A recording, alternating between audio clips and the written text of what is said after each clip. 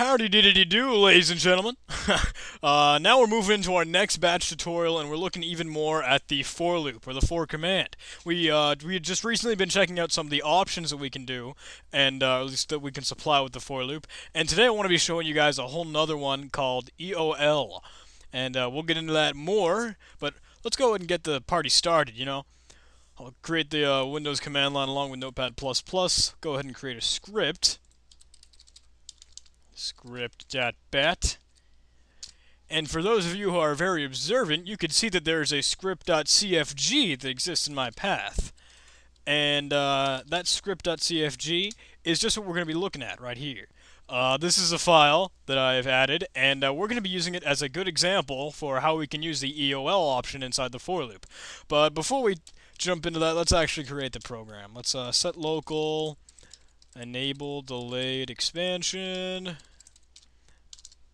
go to main, create main, set local, and local, yada yada yada.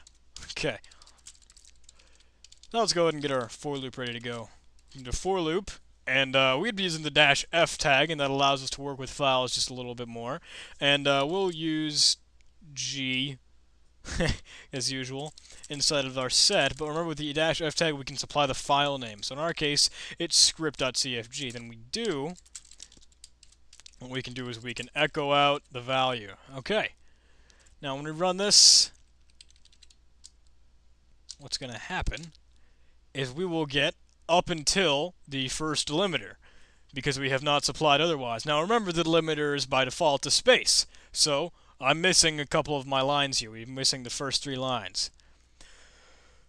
So we're going to want to fix that. We can supply an option right after the dash, or right after the tag and before the variable. So what we'll do is I will set the delimiter to be /, because those don't exist. And our file reads, this is the configuration file for something cool. We made it ourselves, and Batch will ignore any commented lines. Clearly, a commented line is something denoted with a hashtag. Now, all of these 3 that are just plain old English have a hashtag, and we want to be able to ignore them, because we don't want the program to have to bother reading those if we were actually creating a configuration file for a script or something. So what we can do is we can use the EOL option, and this is called the end of line. I'm sure you guys were able to figure that out. The character at the start of each line indicates a comment. So when we come across this character, we'll just stop looking at the line.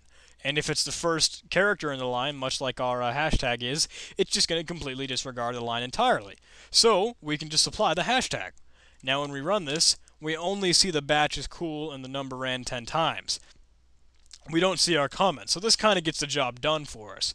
We could, in this case, use the skip 3 term, but that really kind of defeats the purpose, because we could obviously just go ahead and add something in there. Now I want to show you guys something else that's pretty interesting. I'll go into my text editor here.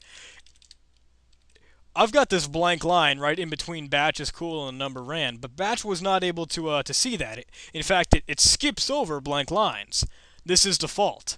I believe there's a way to change this, and that is something that we're going to get into real soon.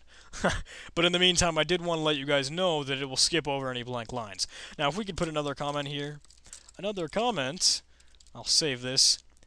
Since we're skipping those first 3, we're still seeing that comment, which completely defeats the purpose. So we are going to want to change the EOL back to being the hashtag, and then it'll skip over the whole other comment. There you go, guys. A little bit more of a practical application for some of the stuff you can do in Batch, especially during the for loop. So thank you guys for watching. I hope you enjoyed this, and I will see you in the next video. Bye.